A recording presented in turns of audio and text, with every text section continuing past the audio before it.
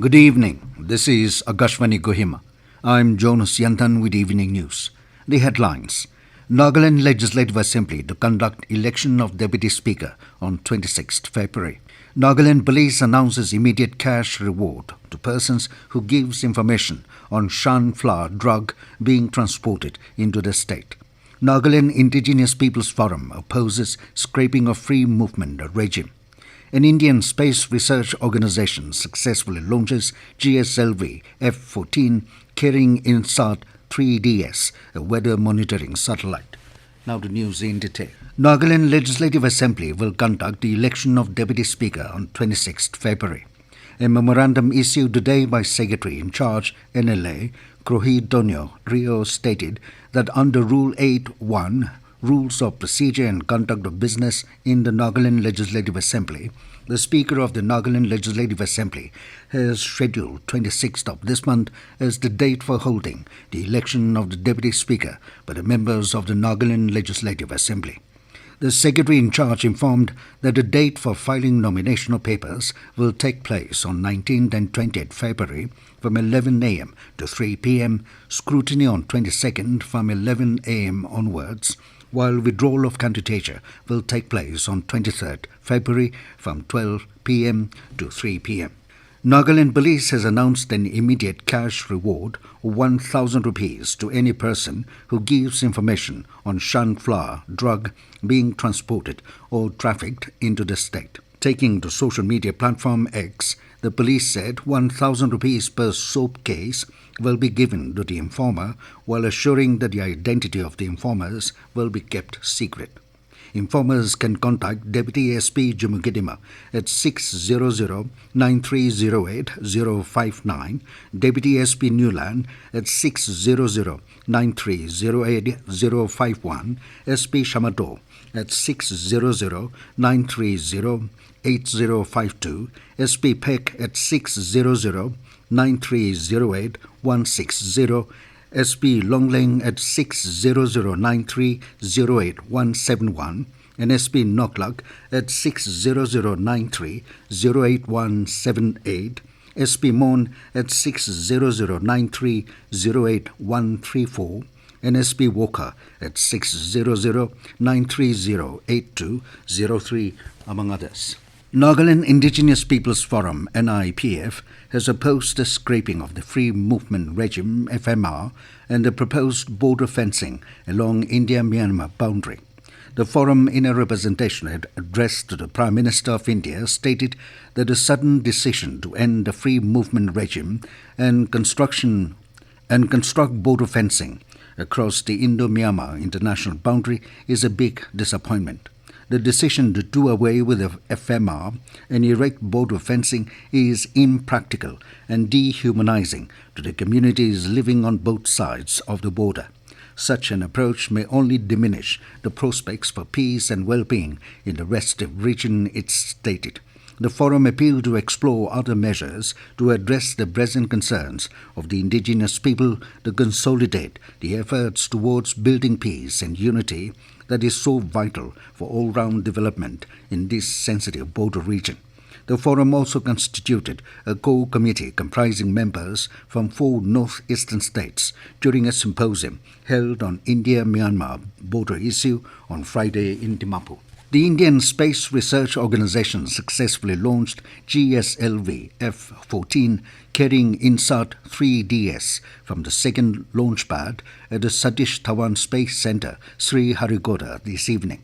The 51-meter tall rocket carrying the weather satellite INSAT 3DS will be predominantly used for studying and researching the weather data and the changes in atmospheric conditions, precisely predicting any awaiting disasters. The data will also be used for search and rescue missions using high-resolution photographs. The objective is to provide a holistic profile of the Earth's surface and oceanic observation.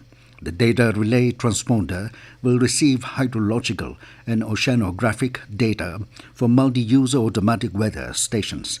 It will also penetrate any type of clouds during fog, rainfall, snow cover, snow depth, fire smoke, aerosol, water vapor, and atmospheric changes. This news comes to you from Akashvani, Kohima. You can also listen to this news bulletin on News on Air app and YouTube channel AIR News Kohima. Prime Minister Narendra Modi has urged the BJP workers to dedicate and devote themselves for the next 100 days to ensure winning 370 seats in the upcoming Lok Sabha polls. He was addressing the party leaders during office bearers' meeting on the first day of the two-day BJP National Convention being held at Parad Mandapam in New Delhi. Modi has given the target of winning 400 seats by the NDA, including 370 seats by the BJP itself. Modi also said that BJP will go to the Lok Sabha polls on its developmental works and initiatives related to Garib Kalyan. The two-day BJP National Convention began today with the party's office bearers meeting. Prime Minister Narendra Modi, BJP Chief J.P. Nadda, Union Ministers including Amit Shah, Rajnath Singh and Nitin Gadkari are present in the meeting. Around 11,500 delegates, including Union Ministers, Chief Ministers of party-ruled states, State Ministers, National and State Party office bearers, MPs and MLAs are participating in the event. The convention assumes significance because of the upcoming Lok Sabha polls. Indian Space Research Organisation ISRO will organize a special program for school children called Young Scientist Program, Yuva Vigyani Karyagram, from the 13th of May this year. The key objective of this initiative is to impart basic knowledge on space science, space technology, and space applications to the younger students in emerging trends in space science and technology. The two-week program, set to begin on the 13th of May this year, envisages classroom training, practical demonstration of experiments, hands-on CAN-SAT, robotic kit, modal rocketry interactions with ISRO scientists, and field visits. Students studying in Class 9 as of 1st January 2024 are eligible to register for the program from 20th February on the ISRO Andariksha Jigyasa platform at the website jigyasa.iirs.gov.in/registration. As Nagaland gears up to co-host wrestling as part of the Khelo India University Games from 22nd to 26th February, a coordination meeting was held today at IG Stadium, Kohima. Chairing the meeting, Secretary Youth Resources and Sports, Anthony Nguli, called upon all the stakeholders to give their best for the success of the Games. He said a state is lucky to co-host such games on a national level. Various agendas such as transport, accommodation, catering, security, and other logistics were deliberated. Members of various committees shared their work progress and activities. Officials from various government departments such as Youth, Resources and Sports, Transport, Power, PHE, Police, including an official from the Sports Authority of India, attended the meeting. And in sports, as a prelude to the much-awaited sporting extravaganza, Khelo India University Games 2023 Wrestling, to be held at IG Stadium, Kohima, from 22nd to 26th of February, a half marathon from Pulbari to High School Junction was organized today by Kohima Municipal Council, KMC.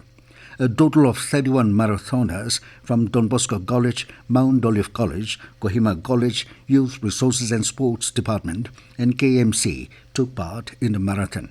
Flagging off the event, Administrator KMC T. Lanus Senla Longamer underscored the significance of the Khelo India University Games for the entire northeastern region and Nagaland's role as the host state for wrestling event. Longamer extended a warm invitation to the people to witness the exhilarating bouts at IG Stadium, where universities from across the nation are expected to converge. Certificates and cash prizes were also handed out to the winners. And now to the news, here are the headlines again. Nagaland Legislative Assembly to conduct the election of Deputy Speaker on 26th February. Nagaland Police announces immediate cash reward to persons who gives information on ShanFlower drug being transported into the state. Nagaland Indigenous Peoples Forum opposes scrapping of free movement regime. An Indian space research organization successfully launches GSLV F14 carrying INSAT 3DS, a weather monitoring satellite. That is all we have in this evening news bulletin. Good night.